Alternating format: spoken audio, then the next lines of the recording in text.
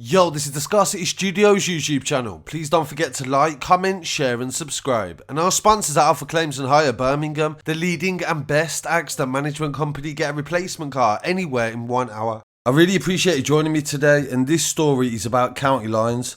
It's been a minute since I've done a story on county lines. We've had a lot of Enquiry chat and a lot of other important stories to highlight on the channel. But that doesn't mean that this problem has gone away. Police have jailed 5 men that ran a county line from London to Wales and also used a young schoolboy who was 15 with autism to sell the drugs, and the conditions they left him in were determined to be modern slavery. I was quite shocked by this story as well, because I know that this isn't as common as the media will make out, using young children. Like, of course, young people are involved in gangs, but in these cases, the children are manipulated and also taken advantage of. 5 men have been sentenced on the 29th of July and the 30th of July at Kingston Crown Court for the following offences. Jimmy Capito from Wales was sentenced to 12 years. He pled guilty to 2 counts of conspiracy to supply Class A drugs and possessing criminal property. At a 5-week trial, and partway through the trial, he admitted 1 count of facilitating the travel of a young person to be exploited. Basky Capito from Waltham Cross in Hertfordshire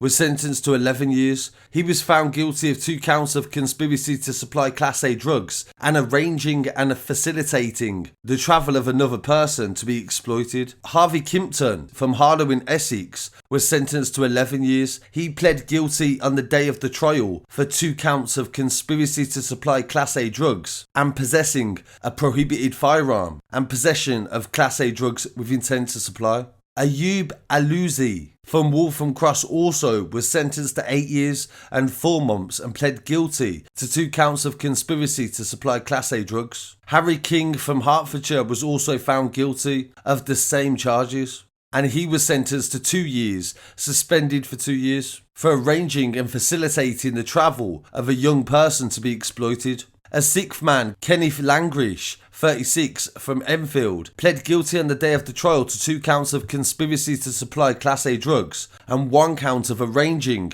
and facilitating the travel of another person with the view to exploit. The investigation was carried out by the Operation Arushi and the Met's Specialist Crime Team that was dedicated to targeting high harm offenders involved in county lines, drug dealing, supplying. It proactively targeted London-based line holders working in partnership, importing drugs into the counties. The investigation began when an autistic 15-year-old schoolboy from North London was reported missing on the 10th of September 2020. Enquiries revealed that he may have been staying at an address in Swansea, where he was running drugs for an organised crime gang that controlled the Gino line. As the missing persons investigation continued, Ayub was arrested for an unrelated matter on the 16th of September 2020. During the course of his arrest, he tried to discard a mobile phone. The Gino line was active for 5 minutes before then and was no longer active after his arrest. On the 17th of September 2020, Jimmy Capito, who was in court, was the runner of the line, and he went to a newsagent's in Swansea and purchased 2 mobile phone top-ups for a Nokia phone. And this enabled the activation of the second Gino line. Bulk messages were sent on this phone that later read, "The real Gino is back on, bang bang, both," referring to crack cocaine and heroin. On the 25th of September 2020, officers from South Wales Police raided a residential address in Swansea where they believed that the missing teenager was present. However, the teenager was not there, but officers recovered a burner phone that was found inside the property. Subsequent analysis that it was the Gino 2 line, and on the same day, officers carried out the investigations at a nearby address and found the child in a poor condition. He was safeguarded and taken back to London, and text messages revealed on the victim's phone the extent of the abuse that he had suffered. The victim was in regular contact with Jemmy, who ran the Gino 1 and Gino 2 line, as well as some of the other defendants. Analysis of the phone also highlighted the mistreatment of the boy by the gang that was recorded. On the 12th of September 2020, he sent a message to the Gino line requesting food, and it was repeatedly ignored, and he said, "I can't lie, I'm hungry." On the 15th of September 2020, he sent a text to Jemmy saying, I'm broke, I haven't eaten since yesterday. The gang became worried after the teenager was found by police, and Jemmy Capito went on the run with his girlfriend and stayed in a hotel in the Milton Keynes area, and he was found by police on the 1st of October 2020.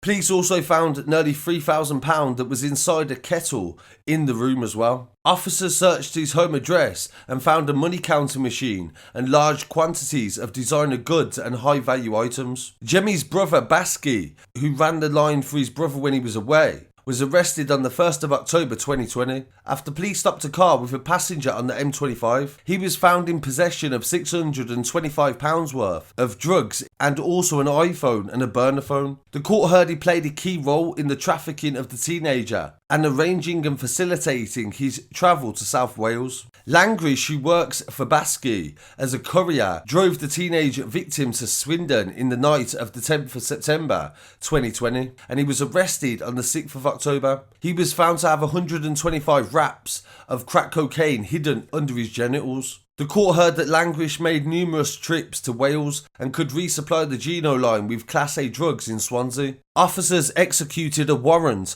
at Kimpton's house on the 9th of October 2020. He was arrested directly outside, and detectives raided the address and found a Gucci shoebox containing a .22 caliber semi-automatic pistol and ammunition. Police also discovered a taser that was disguised as a torch, as well as cocaine and heroin. King was arrested on the 14th of October 2020 at his home. King was based in Swindon at the time that the teenager was being trafficked, and he received the victim in Swindon from Langrish and began arranging and facilitating the youngster's travel to South Wales. Aluzi was arrested on the 14th of October 2020 for the offences linked to the investigation. The court heard that Aluzi was holding the Gino line, and when the teenager was trafficked to Wales, following the arrest carried out by the operation, they found the phones connected to the child, and two of the olders were charged and convicted.